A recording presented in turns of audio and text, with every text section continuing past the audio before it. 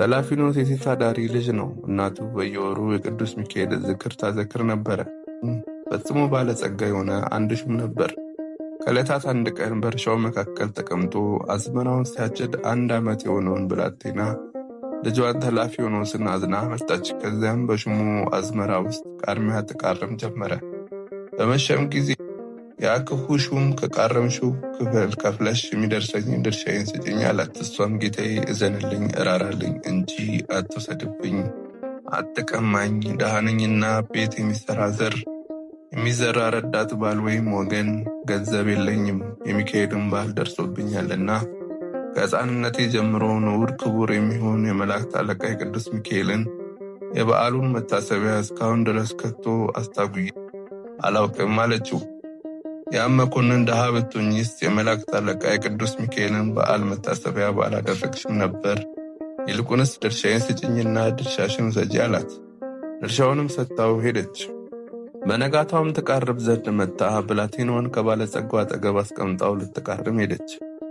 ብዙ ሰዎች በቀኙና በግራው ተሰልፈው ያጭዱ ነበር። ያም ባለጸጋ ከተላፊኖስ ጋር በእርሻው መካከል ተቀምጦ ሳለ ሚካኤልና ገብርኤል በሰው አምሳል ተገልጸው ታዩት። ሰላምታ ከሰጡት በኋላ ይህ የማን ነው ልጅ ቢሉት የአንዲት ደሃ ሴት ልጅ ነው አላቸው። ይህ ሕፃን እናቱን ስለገፋሃት በእግዚአብሔር ትእዛዝ ቤትህን ንብረትን ይወርሳል፣ በእሱ ዘንድ ፊት አይቶ ማድላት የለበትምና አሉት። ይህንንም ከተናገሩ በኋላ ከፊቱ ተሰወሩ። እሱ ግን ከምቀኝነቱ የተነሳ አእምሮን ያጣ ሆነ። እናቱን ተጣርቶ ይህንን ብላቴና አሳድገው ዘንድ ስጭኝና አላት። እሷም ከሚካኤልና ከገብርኤል ጋር አደራው ላንተ ነው ብላ ሰጠችው። እሱም ብላቴናውን ወስዶ በሳጥን ቆልፎ ከባህር ውስጥ ጣለው። አንድ ዓሣ የሚያጠምድ ሰው ከባህር ውስጥ አግኝቶ ወደ ቤቱ ወሰደውና በዚያ ሀገር አደገ። ሕፃኑም 12 ዓመት በሆነው ጊዜ ያ ባለጸጋ ሰው በእንግድነት ወደዚያ ሀገር ሄዶ ሳለ ስሙን ተላፊኖስ ብሎ ሲጠሩ ሰማ። ያ መኮንን ይህ ተላፊኖስ ማለት ትርጓሚው ምንድን ነው ብሎ ቢጠይቃቸው ከውሃ ውስጥ በሳጥን የተገኘ ማለት ነው አሉት። በምን ጊዜ በማንኛውስ ወንዝ አገኛችሁት አላቸው። ዘመኑ 12 ዓመት ይሆነዋል አሉት። እሱም እስኪ ሳጥኑን አሳዩኝ አላቸው። ያን ሳጥን አሳዩት። መኮንኑም የሱ ሳጥን እንደሆነ አውቆ ብላቴናውን ከወጥመዱ ስላመለጠና ከሞት ስለተረፈ ጥርሱን አፋጨ። ይህንን ባሪያ በዋጋ ሽጡልኝ አላቸው። አንሰጥም፣ በሚስቶቻችን ጡት አድጓልና ልጃችንን መሸጥ ይሆንብናል አሉ። ወርቅና ብርም ሌላም የ10 ግመል ጭነት ልብስም ጨምሬ ይሰጣቸዋለሁ አላቸው። እነሱም ተስማምተው ዋጋቸውን ተቀብለው ተላፊኖስን አሳልፈው ሰጡት። ከዚህ በኋላ መኮንኑ ይቺን ወረቀት ይዞ የመጣውን ሰው ሳታውሉ ሳታሳድሩ እንደደረሰ በሰይፍ አንገቱን ቁረጡት የሚል ደብዳቤ ጽፎ ይህንን ወረቀት ለሚስቴ ስጥና ሰው በተሰበሰበበት በአደባባይ አንብቡት ብሎ ላከው። ሁለቱ መንገድ መሪዎችም ጨምሮ ለተላፊኖስ ሰጠውና ይሁዳ ጌታን በመሳም እንዳስያዘው በሽንገላና በተንኮል ራሱን ሳመው። ተላፊኖስም በጉዞ ላይ ሳለ የመላእክት አለቃ ቅዱስ ሚካኤል በመንገድ አገኘውና የያዝከውን ደብዳቤ ያሳየኝ፣ እግዚአብሔር ወደ አንተ ልኮኛልና አለው። ተላፊኖስም ጌታዬ አላዘዘኝም፣ የላከኝን ትእዛዝ እተላለፋለሁን? አላሳየም አለው። የመላእክት አለቃ ቅዱስ ሚካኤል መግለጹ ሳትግለጥልኝ እንደተጠቀለለ አሳየኝ እንጂ አለው። ተላፊኖስም ለቅዱስ ሚካኤል ባሳየው ጊዜ ሚካኤል 3 ጊዜ እፍ ቢልበት የሞቱን መልእክት ወደ ሕይወት መልእክት ለውጦ ሰጠው። ከዚህም በኋላ ወደ ሰማይ አረገ። ተላፊኖስም ያችን ወረቀት አድርሶ ለመኮንኑ ሚስት ሰጣትና ሕዝቡ በተሰበሰበበት ጉባኤ ፊት ተነበበች። የደብዳቤውም ቃል እኔ መኮንን እገሌ ይህንን ዓለም ንቄ ተውኩ፣ ሹመቴንም ገንዘቤንም ለልጄ ለተላፊኖስ አውርሻለሁ። ልጄን እገሊትን ያግባ፣ በወንበሬም አስቀምጡት፣ በራሱ የወርቅ ዘውድ ልፉለት፣ በዝርግፍ ወርቅ ሸልሙት፣ በነጋሪት ድምፅ ዝፈኑ፣ ይህንን ትእዛዝ ያልተቀበለ ለአንገቱ ሰይፍ ይዋሰው የሚል ነበር።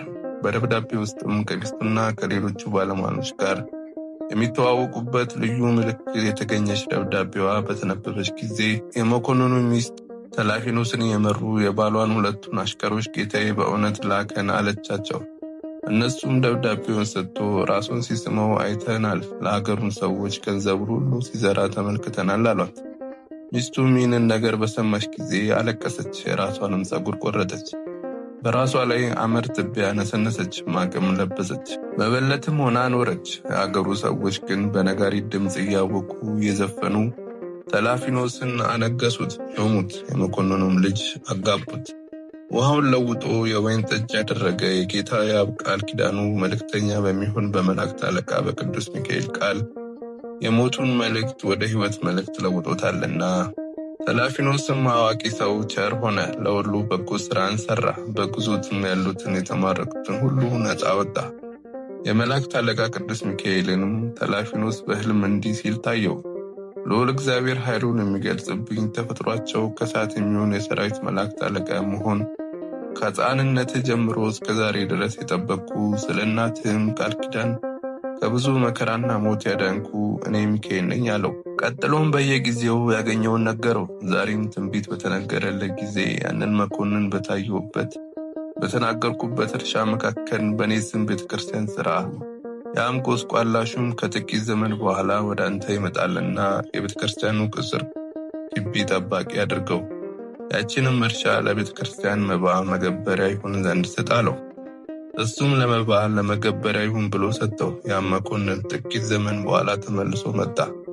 የቤተክርስቲያንን እርሻውን ጠባቂ ያደረገው። ባለ ዘመኑ ሁሉ እዚያ ቤተክርስቲያን ለሚወጣና ለሚገባ ኃጢአቱን እየተናዘዘ ኖረ።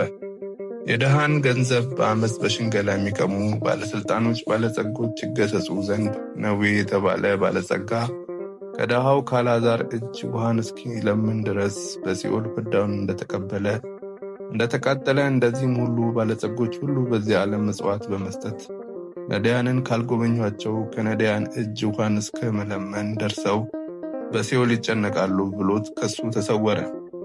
ከዚህም በኋላ ተላፊኖስ የመላእክት አለቃ ቅዱስ ሚካኤል እንዳዘዘው አደረገ። ቤተክርስቲያንም በቅዱስ ሚካኤል ስም አሳንጾ በፍጹም ክብር አከበራት። ያም መኮንን የተላፊኖስን ትእዛዝ ተቀብሎ የመላእክት አለቃ የቅዱስ ሚካኤልን ቤተክርስቲያን አገልጋይ ሆነ። ባለ ዘመኑ ሁሉ በድህነት ተይዞ የቅዱስ ሚካኤልን እርሻ አዝመራ ሲጠብቅ ኖረ። ተላፊኖስም ምጽዋት በመጽወት ጸሎት በመጸለይ በጎ ሥራ እየሠራ ብዙ ዘመን ከኖረ በኋላ በበጎ ዕረፍት አረፈ። ለዘላለሙ ማታርፍ መንግሥተ ሰማያትንም ወረሰ።